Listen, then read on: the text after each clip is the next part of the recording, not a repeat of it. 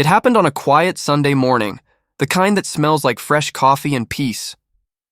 I was polishing the hood of my Rolls-Royce, sunlight bouncing off the chrome, when I saw her, clipboard in one hand, a bright orange zip tie in the other, Karen Goodson, the self-appointed queen of Willow Crest.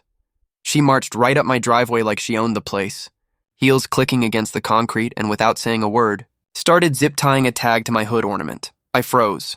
"What do you think you're doing?" I asked. She didn't even blink. "This vehicle," she said, "is now classified as community property under HOA jurisdiction. Luxury vehicles cannot be stored on shared grounds. Shared grounds.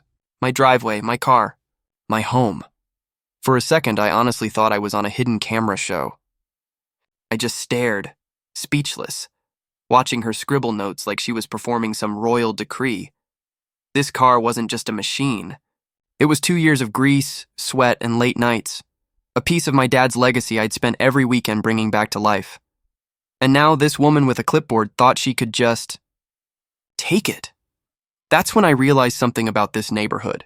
Behind every perfect lawn and matching mailbox, there's always someone trying to prove they're in charge. I took a slow breath, looked her right in the eye, and thought to myself, I thought I was restoring a dream car. Turns out I was rebuilding my patience for crazy. But let me start at the beginning. Before we dive in, let me know where you're listening from today. My name's Ron Freeman. I'm not a car collector. I'm not some rich guy with a showroom full of toys. I'm a man who loves things that make sense. You put in the work, you get a result, and for 2 long years, my result was sitting in the corner of my garage, a 1962 Rolls-Royce Silver Cloud. When I first found her, she wasn't a car. She was a pile of rust and raccoon nests, but I saw what she could be. Every night after work, I'd be out there in the garage, covered in grease, holding a flashlight in my teeth, trying to bring her back to life. My wife, Pam, she called it the other woman. She'd bring me coffee, laugh at the oil stains on my jeans, and somehow still call it love. That car wasn't about money or luxury. It was about legacy. My dad was a mechanic. He used to tell me, if you can fix what's broken, you can survive anything.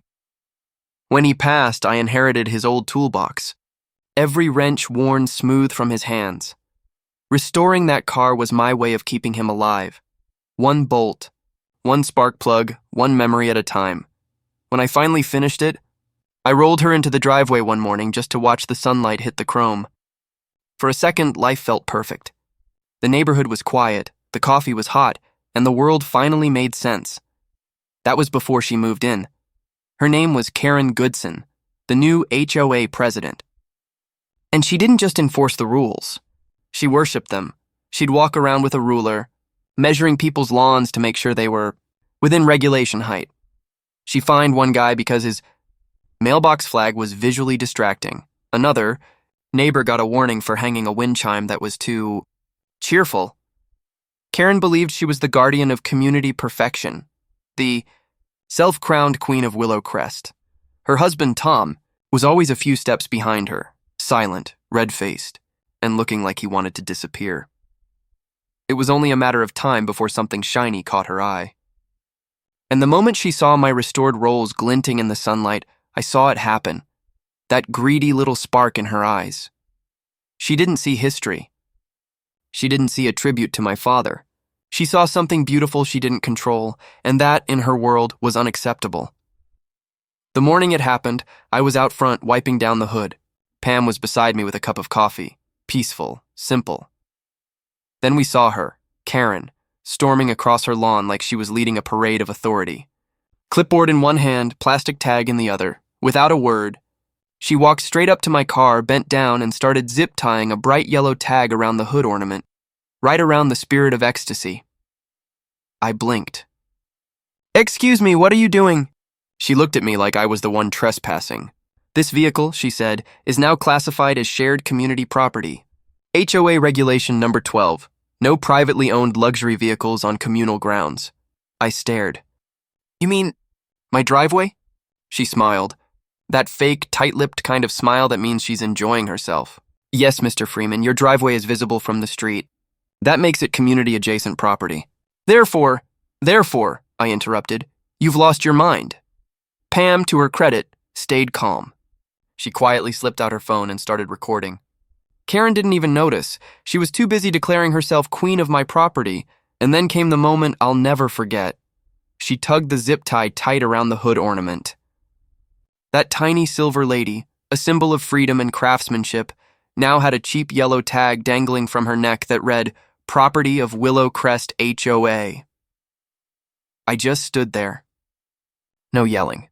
No cursing. Just shock, because in that moment I realized something. This wasn't about rules. This was about control, and she just picked the wrong man to mess with. That night, Pam and I reviewed the video. We both knew what was coming. Karen didn't play fair. She played loud. By the next morning, the first HOA email hit my inbox. Violation notice. Unauthorized vehicle displayed on property. Then came the fines. $500 for tampering with HOA signage. $500 more for failure to comply with board directive. $1,000 for cutting off a zip tie. That's when I decided to prepare. I installed 2 new security cameras, one hidden in the porch planter, one by the garage. I printed every document, title, registration, VIN, insurance. I even called my lawyer friend Alan, who laughed so hard he nearly choked, but said, "Record everything." People like her don't quit until they're embarrassed. Sure enough, 2 days later, a letter arrived taped to my door. Final notice. Remove or surrender vehicle within 48 hours, or HOA will tow at owner's expense. 48 hours. Pam looked at me and said, "She's actually going to do it, isn't she?" I smiled. Oh, she'll try. We both knew what was coming. The storm before the storm, and I was ready for her. Monday morning. 5:45 a.m., rain poured down in silver sheets. I was sipping coffee on the porch, watching the driveway through the security feed, when I saw headlights turn onto our street. A tow truck, old, rusty, and coughing smoke, crept toward my house. Behind it, under a giant umbrella, was Karen, clipboard in hand, expression smug enough to curdle milk. She pointed like a general on the battlefield. "Hook it up and get it out of here!" I walked down the driveway calmly. "Morning," I said to the tow driver. "Can I help you?" He hesitated. I got a call to tow this vehicle." He pointed at the rolls. "From her?" I asked. He nodded. I smiled. "Well, here's the thing. It's my car. On my property. Registered, insured, and federally protected as a restored antique." I handed him the papers.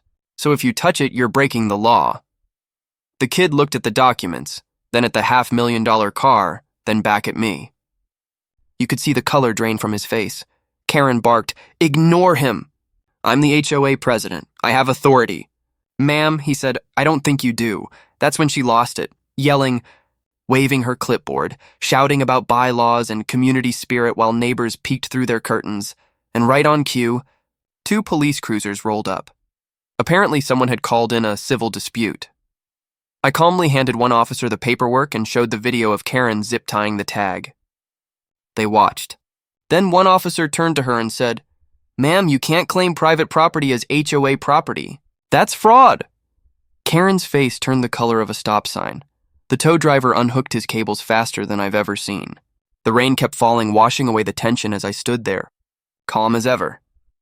Pam was still filming from the porch, catching every second of Karen's meltdown. When it was all over, the officers escorted her back to her house, and I just stood by my car, wiping a few raindrops off the hood. Funny thing is, the spirit of ecstasy looked like she was smiling again, and as I watched the tow truck disappear into the rain, I couldn't help but think, she thought she owned everything, until she learned what ownership really means.